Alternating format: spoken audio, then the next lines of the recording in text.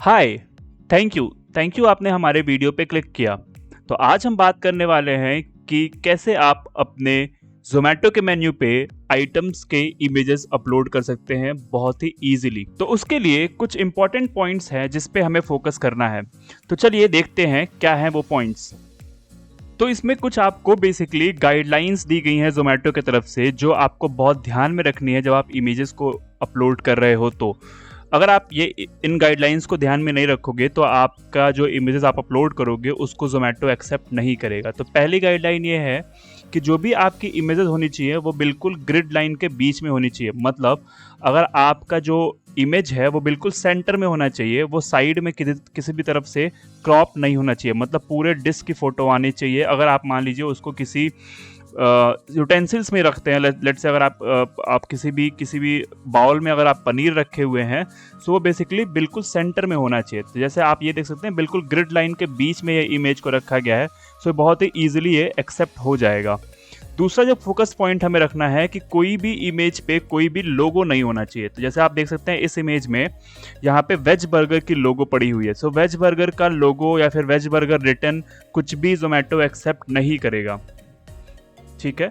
दूसरा आप देख सकते हैं ये एकदम बिल्कुल करेक्ट इमेज है, मतलब इसमें कुछ भी लिखा नहीं हुआ है, तो ये इमेज एक्सेप्ट हो जाएगी।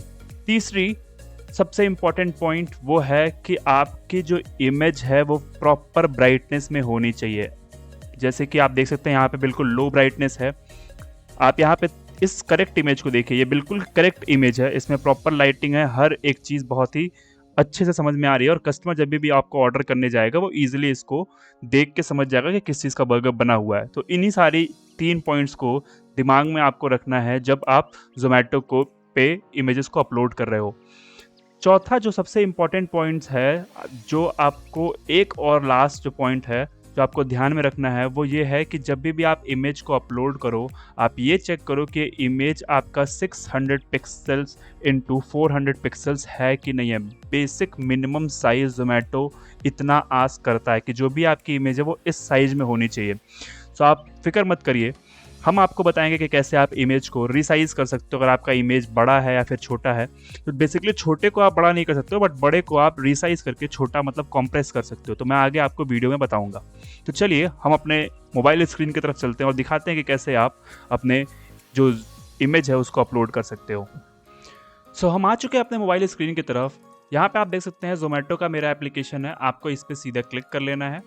मैंने क्लिक करके ओपन कर लिया, मेरा ज़ोमैटो एप्लीकेशन ऑलरेडी लॉगिन है। अब मुझे सीधे आ जाना है मेन्यू सेक्शन में। जैसे मेन्यू में आऊँगा आप यहाँ पे देख सकते हैं सारे मेरे आइटम्स यहाँ पे दिख रहे हैं आपको सिंपली जाना है उस आइटम पे जिस पे आपको इमेज अपनी अपलोड करनी है। सो लेट्स से मुझे अपने एक स्टार्टर सेक्शन में चिली चिकन की इमेज जो है 5 पीसेस की, इसको अपलोड करना है। या फिर मैं कोई अदर एग्जांपल ले लेता हूँ जिसको मैं और आपको क्लियरली समझा पाऊँ। सो लेट्स से मुझे आलू पराठा तंदूरी की इमेज अपलोड करनी है।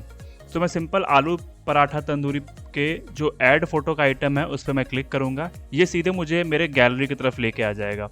अब यहाँ पे आप देख सकते हैं मेरे आलू पराठा की मैंने इमेज ले रखी है, आपको सिंपल इस पर क्लिक करना है। अब यहाँ पे देखिए जो चीज़ मैंने बताई थी वो सारी चीज़ें यहाँ पे आपको देखने को मिलेंगी। पहले यहाँ पे आपको ऑलरेडी लिख दिया गया है कि food should be in centre in the frame.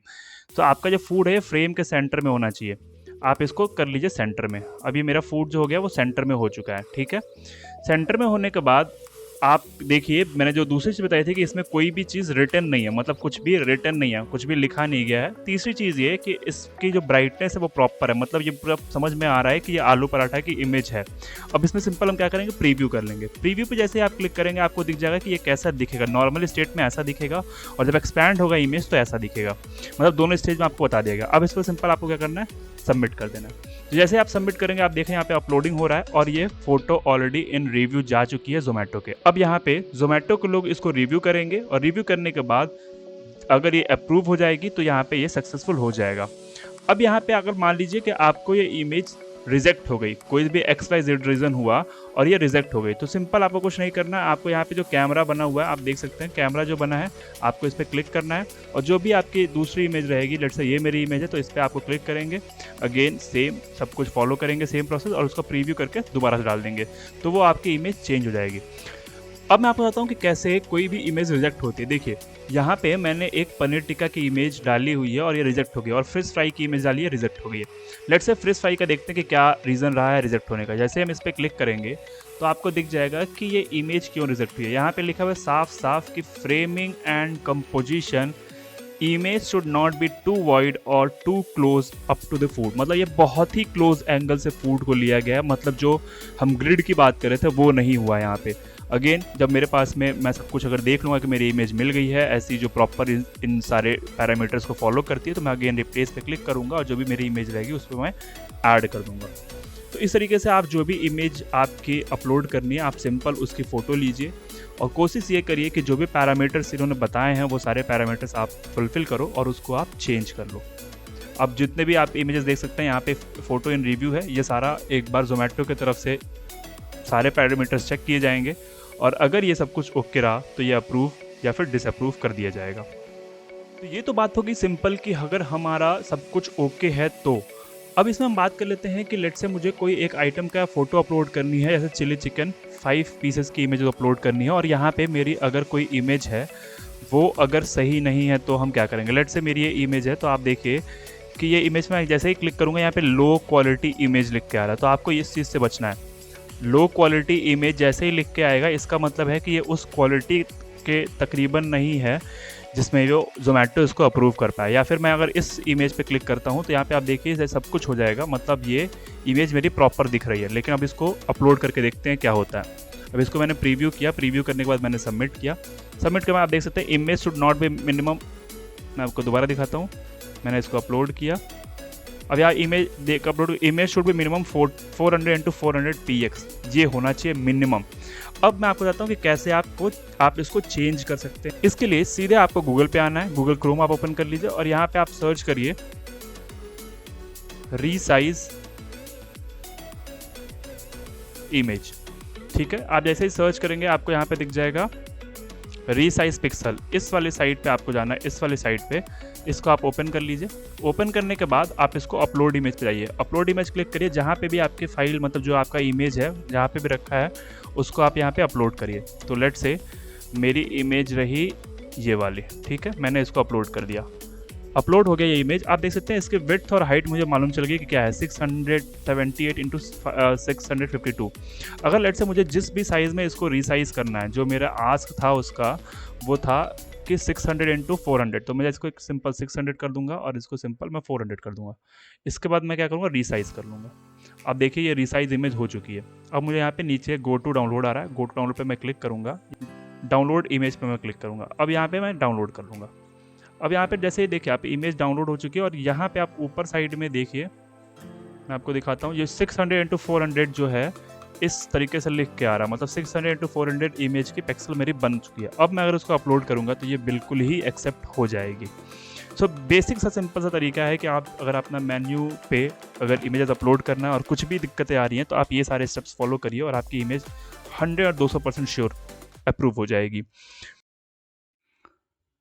Thank you, आपने हमारे वीडियो को देखा।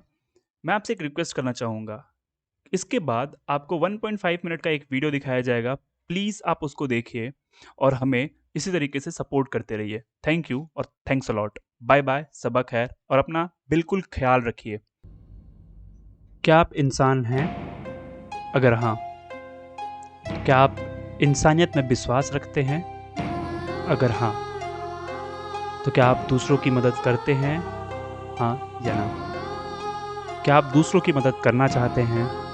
अगर हाँ, तो इंस्टाग्रामा चैनल को लाइक, शेयर और सब्सक्राइब बिल्कुल करिए, क्योंकि आप अपने इस 3 पावर लाइक, शेयर और सब्सक्राइब का यूज़ करके होमलेस और नीडी पीपल्स को उनके 2 वक्त की रोटी दे सकते हैं। क्योंकि हम इंस्टाग्रामा चैनल और इंस्टाग्रामा फाउंडेशन आपके इन 3 पावर्स का यूज़ करते हैं अपने यूट्यूब मनी को बनाने के लिए, और यूट्यूब मनी से हम इन होमलेस और नीडी पीपल्स की हेल्प करते हैं।